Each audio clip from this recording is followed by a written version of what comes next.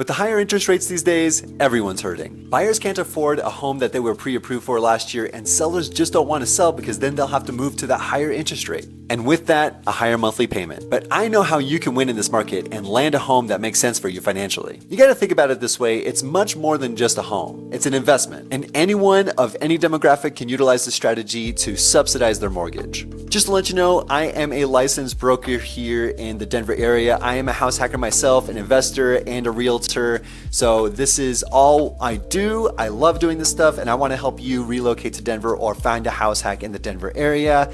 Let's go. There are several definitions to house hacking, but ultimately you just want to generate income on your primary residence. You can rent out your garage space. You can rent out a room or even 3. You can rent out a basement, or you can rent out an ADU, or have a multifamily property where you can have a duplex, triplex, or fourplex where you live in one of them and rent out the other units. Wonder why they call it a fourplex instead of a quadplex. And you can determine which route you want to take for each of these strategies. You can have a traditional lease where you can have someone stay in there for a month, 6 months, or a whole year. This would be considered a long-term rental or an LTR. You can utilize Airbnb or VRBO for your short-term rental purposes, where people could stay at your place for less than 29 days or less than 30 days. And lastly, we have the medium-term rental route where you could have a stay from 1 month to 6 months, and you're catering to the healthcare professionals or traveling professionals, just someone who wants to stay in a place that's already furnished for a longer period of time than a short-term stay. One of the biggest benefits for renting it out as an LTR is that people will try to treat it like their home. They're going to be staying in there for a longer period of time, so they kind of want to take care of the place.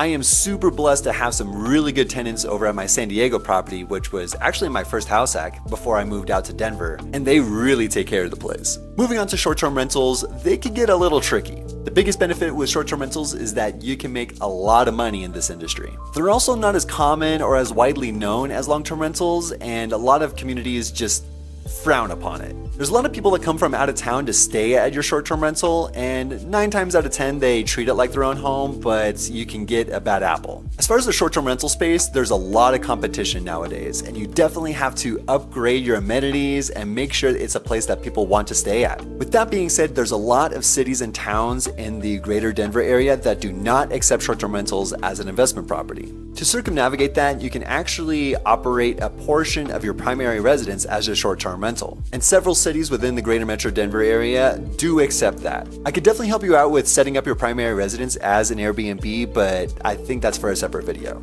Like I said earlier, because people are only staying for like 5, 6, 7 days, a lot of people find this as a nuisance for the community. However, some cities are coming forward with new regulations that allow short-term rentals as an investment property. And one of the cities that I'm coming up with later on in the video does allow this, which is why I'm looking at my next house hack in this city. So now that I've set up the foundation here, let's go into the best cities to house hack within the greater metro Denver area. You definitely want to stick around for the Westminster chapter because I got a little secret here. There's a portion of Westminster that has a whole bunch of duplexes, and you got to stick around to find out where that is. So this is in no particular order. So we're going to go with Sherrillwood, Twin Lakes, and Welby area, the unincorporated Adams County. So my third house hack is actually over in that area, that Sherrillwood area, right at the border of the 25, 36, and the 70. Super central location. So right now that house hack is operating as a short-term rental upstairs, and we're living in the basement. And people like that short-term rental because they like the equidistance from DIA, Denver International Airport, Boulder, downtown Denver, and the mountains. It's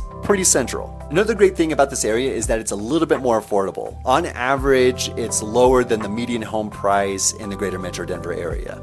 So a lot of these homes are built between the 1950s and 1970s, and they have this killer layout so that I can live in the basement and have the upstairs as a separate unit. So this is my current house hack, and this is the main entrance for the Airbnb. And as for me and my wife, we go into a separate entrance in the backyard that goes directly down into the basement.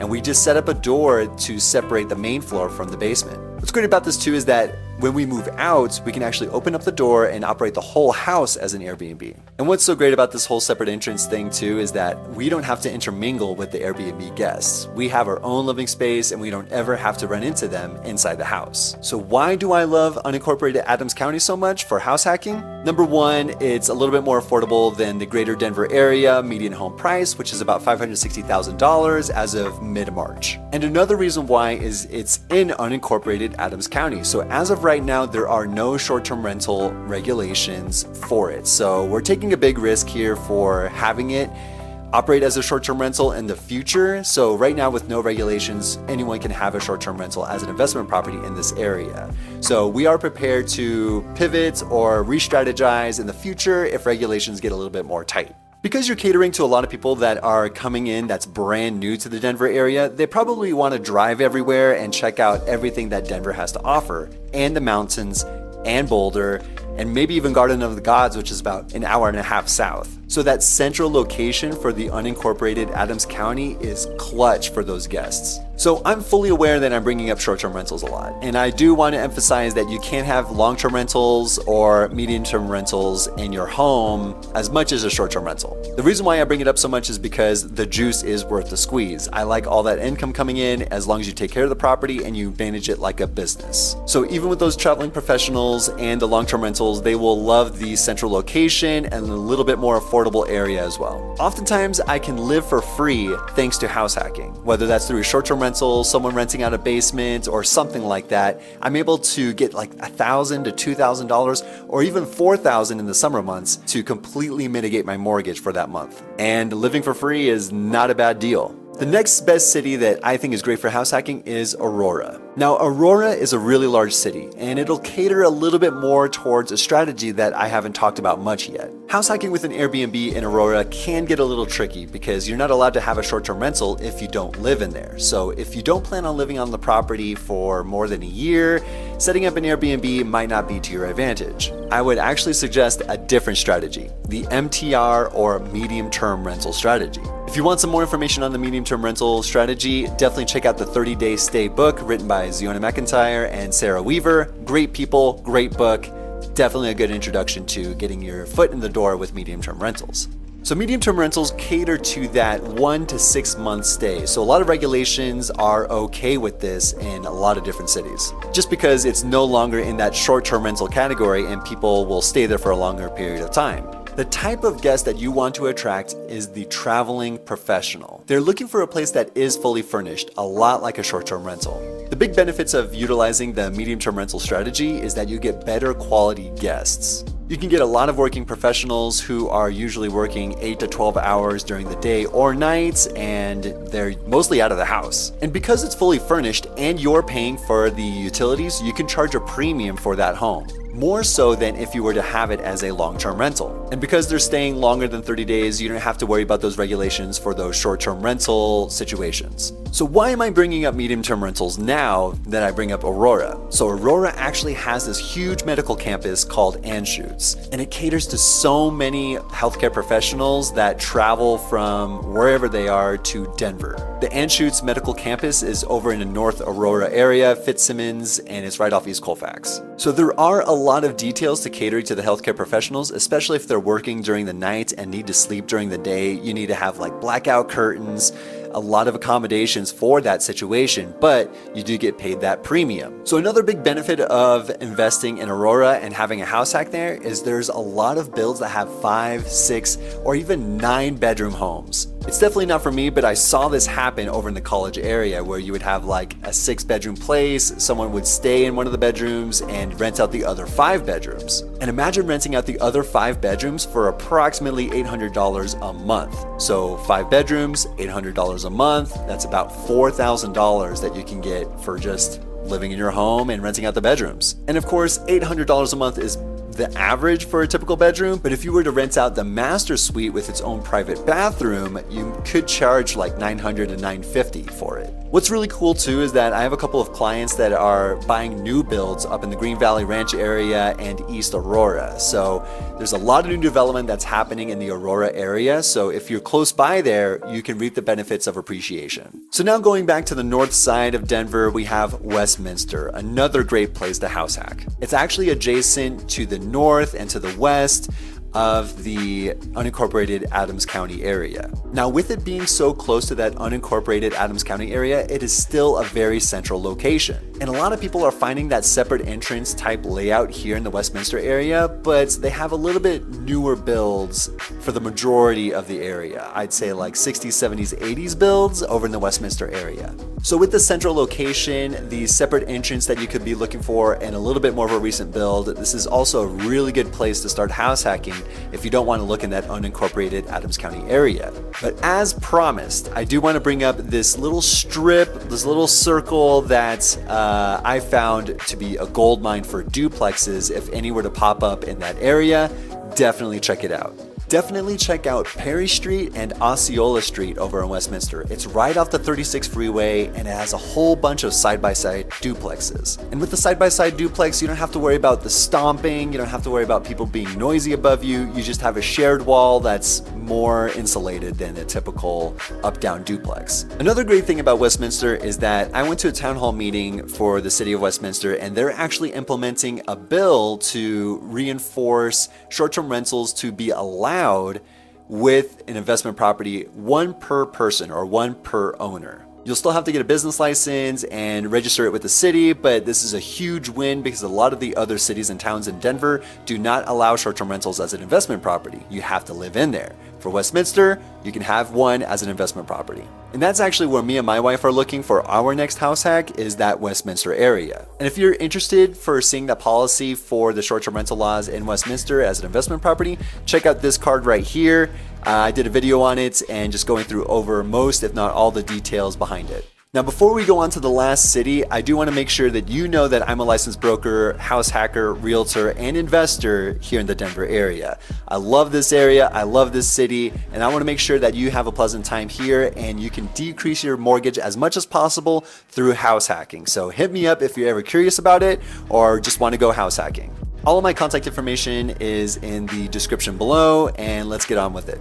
The last place that I would deem a great city to house hack in the greater Denver area is Denver.